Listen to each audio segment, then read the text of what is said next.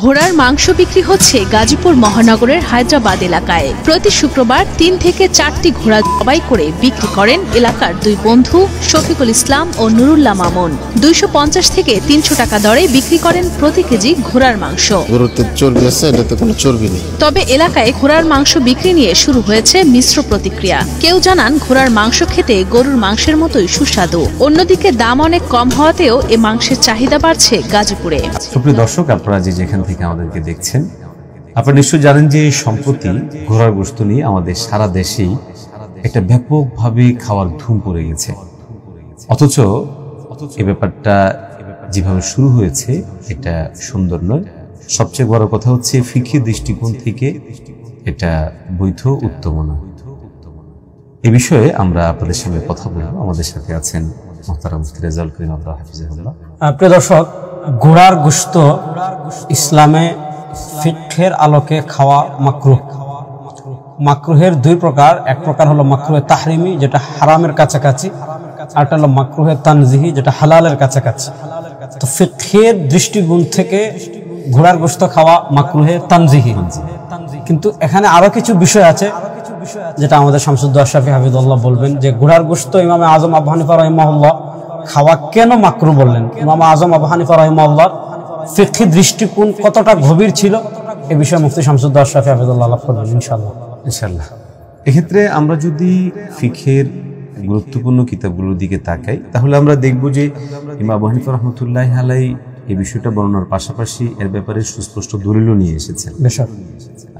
আমাদের হাতে রয়েছে নাতাইজুল আফকার ফি কাশফি মুহম্মদিয়াল আসরার, এটা ফাতুল কাদিরের তাকমিলায় এখানে ৯ নম্বর খণ্ডে আমরা যদি দেখি, তাহলে আবু হানিফা রাহমাতুল্লাহি আলাইহি যে বক্তব্য দিয়েছেন ফিকহের গভীরতা, সুবহানাল্লাহ, এটা কিন্তু কোরআনুল কারীমের আয়াতকে সামনে রেখে। আমরা জানি যে সূরাতুন নাহলের ৮ নম্বর আয়াতের মধ্যে আছে আল খাইলা ওয়াল বিগালা ওয়াল হামিরা লিতারকাবুহা ওয়া জিনা। এখানে স্পষ্টভাবে আল খাইল, ঘোড়াকে দুটো কারণ বা দুটো ব্যবহারিক দিক বোঝানো হচ্ছে। একটা হচ্ছে আমাদের দুইটা দিক বর্ণনা করা হয়েছে। একটা হচ্ছে যে এখানে মানুষ আরোহণ করবে, আর একটা হচ্ছে এটা সৌন্দর্যের জন্য। তো আরোহণের মধ্যে উল্লেখযোগ্য যে ব্যবহারিক দিক সেটা হচ্ছে যে যুদ্ধ বা জিহাদের ব্যবহারিক দিক। তো এছাড়াও রাসূল সাল্লাল্লাহু আলাইহি ওয়াসাল্লাম হাদিসের মধ্যেও একই বক্তব্য দিয়েছেন। এখানে আলাউ সুনানে, সুনান নাসাঈর বর্ণনা এসেছে, আলাউ সুনানে মুসনাদে আহমদের সূত্রে রেফারেন্স এসেছে। ইমাম এখানে আলাউ সুনানের ১৭ নম্বর খণ্ডে ১৪৩ নম্বর পৃষ্ঠায় একটা শিরোনাম দেওয়া হয়েছে, বাবু কারাহাতি লুহুমিল খাইল, যে ঘোড়ার গোশত খাওয়া মাকরুহ, মানে মাকরুহে তানজিহি হওয়া প্রসঙ্গে।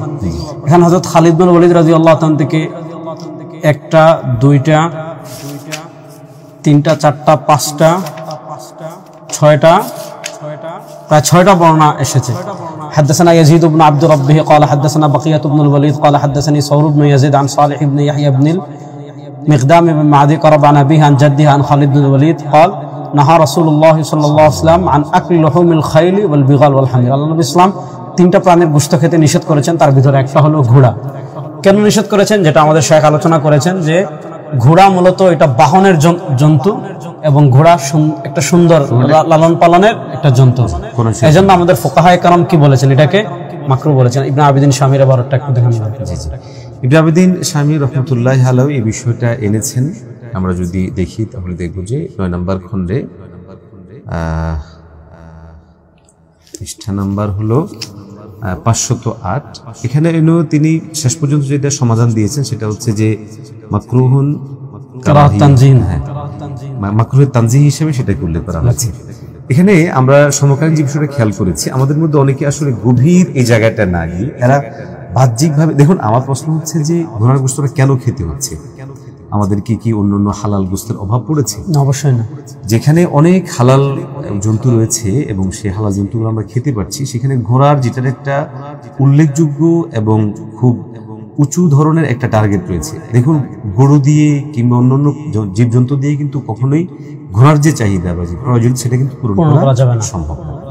আপনি তো একটা জিনিস খেয়াল করেছেন, সেটা হচ্ছে যে আমাদের কোনো আলোচকের বর্ণনা ভঙ্গি এবং অনেক সময় অনেকে ভুলটা করে, সেটা হচ্ছে যে এই ধরনের ফিকহি মাসালা বর্ণনা করার ক্ষেত্রে যেহেতু আমাদের বাংলা ভাষাভাষী মানুষদের মধ্যে অধিকাংশ মানুষ ইমাম আবু হানিফা রাহমাতুল্লাহ ফিকহে হানাফিকে ফলো করে থাকেন, অতএব আমাদের উচিত এই জায়গায় ফিকহে হানাফির এই মতামতটার গভীরতা তুলে ধরা। করি উল্লেখ। আল্লাহ তাআলা দুটা কারণ বলেছেন, আপনি বলেছেন, একটা হলো এটা বাহন আর এটা যুদ্ধের ক্ষেত্রে ব্যবহার হয়। এজন্য ইমাম আজম আবু হানিফা রাহিমাহুল্লাহ এই আয়াত এবং যে বর্ণনাগুলো আসছে, এই বর্ণনাগুলো নিয়ে কথা আছে, এখানে বিস্তারিত আলোচনা সবগুলো নিয়ে আছে, সনদ নিয়ে পর্যালোচনা যাচ্ছি না। এখানে আল্লামা জাফর আহমদ উসমানী রাহিমাহুল্লাহ সবগুলো নিয়ে আলোচনা করেছেন এবং এটাকে বলে মুখতালিফুল হাদিস, পরস্পর বিরোধী হাদিস হলে সেটার ভিতর তিনি তাদবির দিয়েছেন।